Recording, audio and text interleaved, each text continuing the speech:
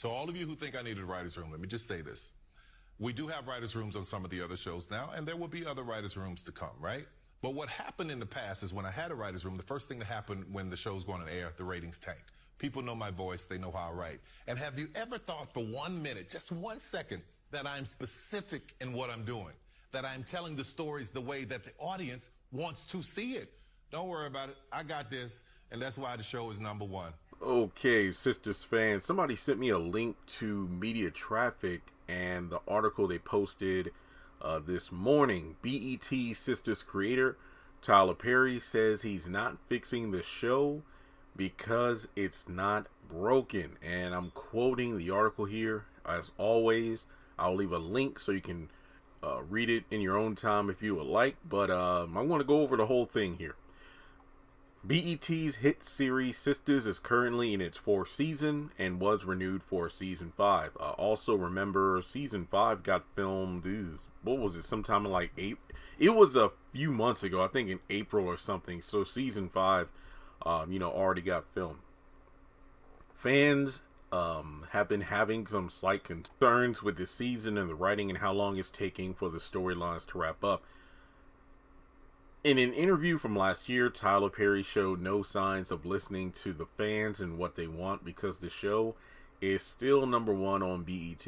And if you recall, this quote is coming directly from the Sistas after show. I believe this was the second after show, because if I remember correctly, the Tyler Perry show, Sistas After Show Edition, had 2 parts. You had the first one during the mid-season finale of season 3.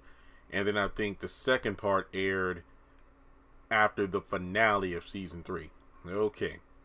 Out of all the things happening in the world, you're worried about a character on this show saying he liked getting his prostate tickled, Perry said incredulously. Okay, listen, to all of you who think I need a writer's room, let me say this. We do have writer's room on some of my other shows, and there will be other writers to come.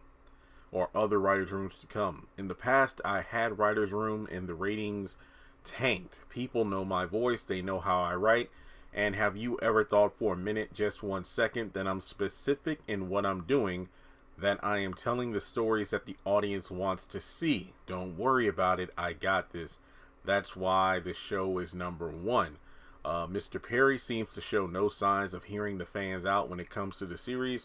What are your thoughts? Now, let me put it this way. I get it. I mean, let me just say that there was a time where I 1,000% agreed with this article. And I'm looking at my channel, and I did reviews on both parts to the after show. I did the Tyler Perry show, Sister Show After Edition, and then I did a review.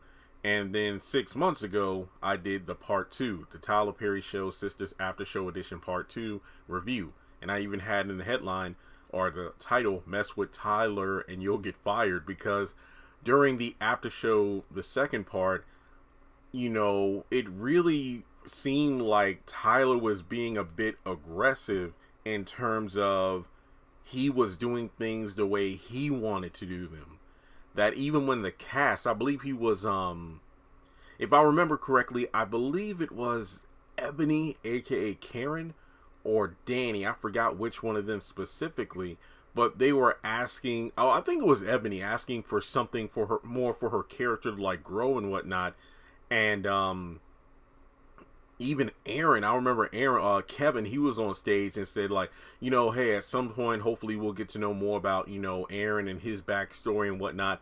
And Tyler just flat out said, the show is called Sisters, not Brothers, so it felt like during that after show, there were a number of times where the cast kind of voiced some of their, concerns about the writing, giving their characters more, like Sabrina wanting more than just Calvin as a love interest, because they were at that time 3 seasons in deep and they were still going back and forth, and Ebony wanted Karen to have a happy ending and move forward with her life, and then it got to the point where I think like Danny said something and Tyler's like, oh, you trying to get Trinity fired, basically saying that he's keeping these characters on, like the Prestons or the Calvins or the Garys, and as a result, it got to the point where he just asked everyone around the room what they wanted. And I think the after show, I know I saw a link for it recently, not on YouTube, but I think on like BET.com or the app. But let me put it this way. If I can find a link to the after show, I will put it in the description, or at the very least, put it in the community tab on the channel, because I really want you to go back and look at the after show. That second one, heck, if I remember correctly, that was the one that had the Diary of a Mad Black Tweeter segment. But I will say this. Even though, at the time that special aired, it was definitely like, damn, Tyler, okay, he's just going to do things his way regardless. But that was like, what? When was the finale? Like July last year? I forgot. Basically, it was the finale of season 3. And that's how he felt at that time when this was filmed. Well, actually, no, I could be wrong, because somebody told me that they went to the after show and they filmed like a couple of different segments. So I think they actually filmed the mid-season and finale after shows at the same time. My bad. But basically, I don't feel the same way about what Tyler said today as I did when it first aired, because I can understand the grievances of season 4. I still don't think it is as bad as season 3, but there are some notable things that just are bad, like the Maurice Q Calvin storyline crap. I feel is a prime example of the detrimental effects of Tyler Perry keeping on characters who have long since run their course in terms of being needed on the show. Instead of the Calvin and Q crap, I'm not saying Maurice needs to go, but instead of the Calvin and Q crap, why not use that time to develop some of the more notable characters? Give the axe to Calvin and Q and possibly add in another, hell, if you want to do it, you can get rid of Q, you can get rid of Calvin and just put in one new character to make a love interest for Maurice. Why doesn't Tyler do that?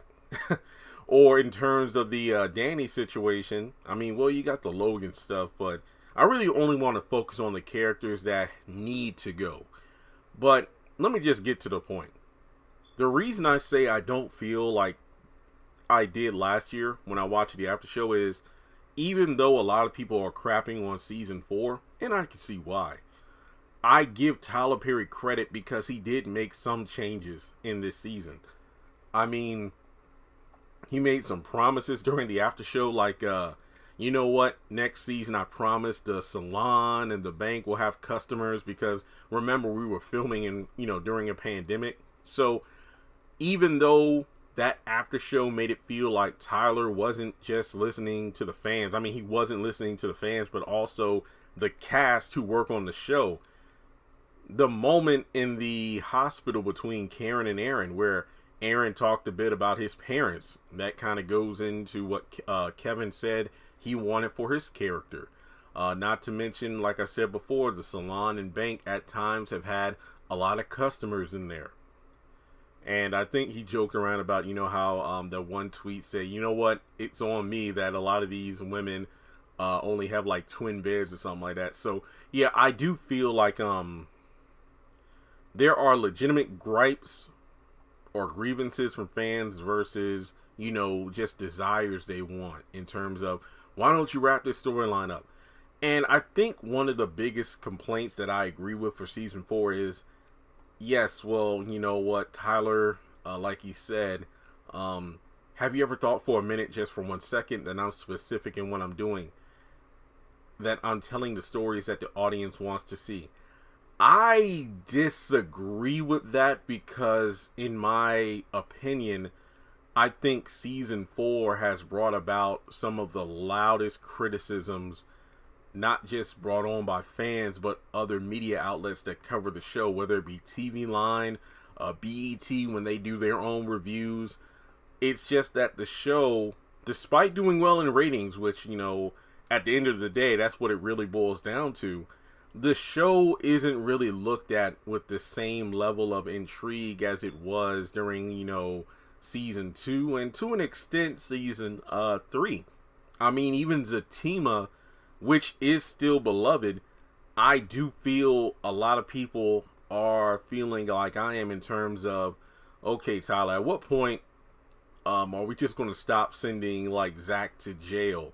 Or another situation, why are we writing Fatima to be more and more like Medea every episode? And I do wish that some of these other characters would get even a fraction of development. I mean, I'm sure we got Sabrina with a new love interest in Bio. We got Danny potentially with Logan and maybe even El Fuego. But at the same time, I don't feel like Danny has grown much at all. I don't feel like Sabrina has grown much at all. Andy is still playing these games. Like I said earlier in the video, a couple of these characters could be removed from the show, and then the time devoted to them could be spent developing the other main characters who actually matter. So this article, it's pretty much old stuff. I can see why they brought this article up, like, more fans are complaining about the show, but hey, let's go back to last year when Tyler Perry said this. But here's the thing, though. What was it, January of 2020? That's when Tyler did that whole work ethic video that went viral, where he had the mountain of scripts on his table about how he did all of it himself, and then that spurred, a bunch of backlash. The fact that the writing is awful, and he stuck to his guns, hey, no writer's room. But then we go back to 2021, and he said, hey, I do have some writer's room on some shows and new projects coming up. So, yeah, I feel like even though season 4 isn't the best, even though some of the criticisms from fans are valid, I am not going to knock Tyler Perry because he has improved somewhat. He has listened to some fan and cast complaints alike. So, like I said before, and I know this video seems like I'm rambling, I give credit where credit is due. Season 4 isn't perfect. A lot of the storytelling needs some fine-tuning. Look, Mr. Perry, if you don't want to get a writer's room, I get it, especially on your hit show, because it's like, look, I'm doing this show myself, and it's number 1. Why do I need a writer's room? I completely get that. I understand it, but in terms of kind of extinguishing the legitimate criticisms of fans, I really wish that if you don't want to have a writer's room, I get it, but could you at least have 1 or 2 consultants to review your script? It's like being in high school or, middle school or whatnot, like pre-college, where you would, well, hell, I think even in college, some professors did this, where you could write a draft of a report and you submit it for grading and whatnot, and then the professor or the teacher sends it back with some corrections. And when you do the draft after you've done your research, you put it together, it's like, what, this is a pretty strong structure. You submit it, and then it comes back and there are a bunch of errors, maybe not spelling wise, but it's like, hey, I see you have a great idea. It's like, I was compelled. The beginning of your report had me intrigued, and then the ending was amazing, but that body of work in between, I don't know if you all had this in elementary school or middle school, but I know when I was learning about the structures of a paper, and look, I know it seems like I'm going on a tangent, but hear me out. I know one of my English teachers had like a diagram of a burger on the wall. It was like the top and bottom buns were the beginning and ending of the report, and then the condiments, the lettuce, the onions, the burger itself, that was the body of a paper, or in this case a script, in relation to Tyler Perry, where the top and bottom buns, that's like the beginning of a season and the ending of the season, and everything in between those buns, the burger, the condiments, the vegetables and whatnot, the bacon, that's like top and bottom bun, episode 1 and episode 22, and everything in between the buns is episode 2 through 21. I think Tyler needs a few people just to make sure the ingredients between the buns are fresh, because more often than not, we'll get a season of one of these shows. And sometimes, I always try to give a leniency to that first episode. Like, okay, the episode, if it picks up where you left off, and it kind of sets the mood for what this season is going to be about.